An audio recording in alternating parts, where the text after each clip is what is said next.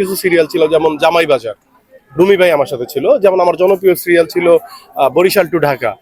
শুধু রুমি ভাই নাই দেখে আমি এই নাটক আর করি নাই, কোনো দিন করবো না জীবন দশায়, আল্লাহ মাফ করুক। এটা শুধু রুমি ভাই সম্মান। রুমি ভাই আমার নাটকের বাইরে আমার দাদু বলে ডাকতো, ছোট বলে ডাকতো। না এ দাদু তুই কই, এ ছোট তুই কমে, এই টাইপের আর কি।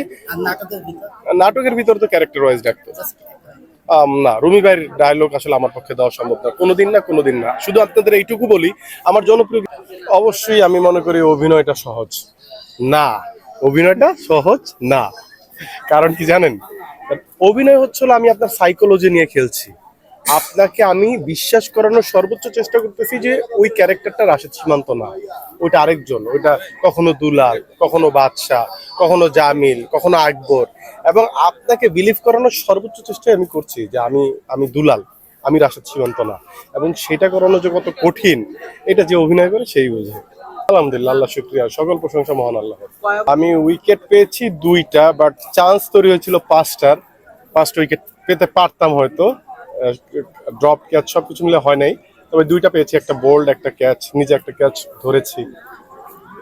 এই খুবই পার্ট যে উইকেট পাওয়াটা যেমন আমার আনন্দের ছিল, 6 মারাটাও আমি ওইভাবেই খুবই স্বাভাবিক নিয়েছি। 6 তো মেরেছি, আমি নিজেও 6 মেরেছি, গত মেরেছি, আজকেও 4 মেরেছি। সো এটা হবেই।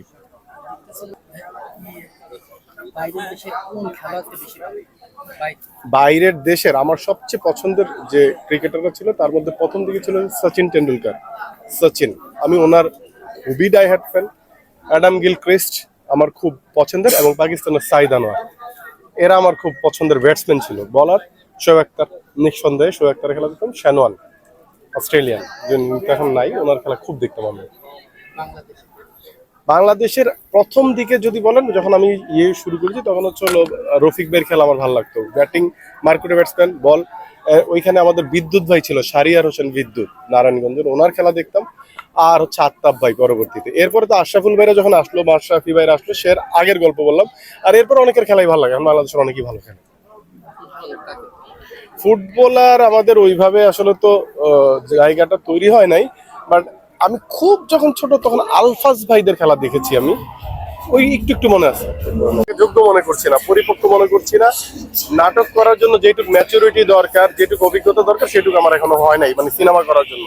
তো এখনো সিনেমার কোনো প্ল্যান নাই, সময় বলবে। এখনো শিখি, তারপর দেখা যাক আল্লাহ ভরসা। ফিউচারে খেলার পসিবিলিটি এই মুহূর্তে নেই, চান্সও নেই, চিন্তাও করি না। বাংলাদেশের একজন একনিষ্ঠ ভক্ত, বাংলাদেশ ক্রিকেট দলের একজন সমর্থক, এতেই সন্তুষ্ট। ক্রিকেটার হইতে চাই না, কারণ এটা আমার কাজ না। এটার জন্য ট্রেনিং এর প্রয়োজন, এটার জন্য রাত দিন পরিশ্রম প্রয়োজন, সেই সময়ও নাই, সেই বয়সও নাই, সেটা পার হয়ে আসছে। এইটা তো খেলার মাঠ, এখানে ডায়লগ দিতে চাচ্ছি না। ইউটিউবে অনেক ডায়লগ আছে, আপনারা ইউটিউব থেকে দেখে নিবেন, আমি দিতে চাচ্ছি না।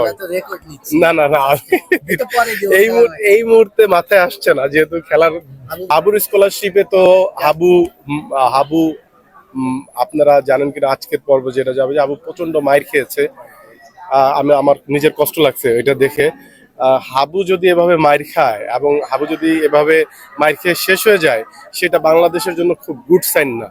সো আমরা চাই হাবুরা বেঁচে যাক, হাবুরা আবার ঘুরে দাঁড়াক। সেকেন্ড চেয়ারম্যানদের এই যে প্রতিবাদ, অন্যায়ের বিরুদ্ধে যে প্রতিবাদ, সেগুলো বারংবার হাবুরা করুক।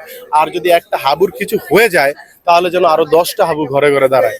সো হাবুর জন্য দোয়া চাই। হাবু মাইর খেয়েছে, হাবু হসপিটালে ভর্তি, আইসিইউতে আছে। হাবু যত খুব দ্রুত রিকভার করে। আমিও হাবুর ফ্যান, অ্যাজ এ রাশেদ সীমান্ত আমি হাবুর স্কলারশিপ, হাবুর খুব ফ্যান।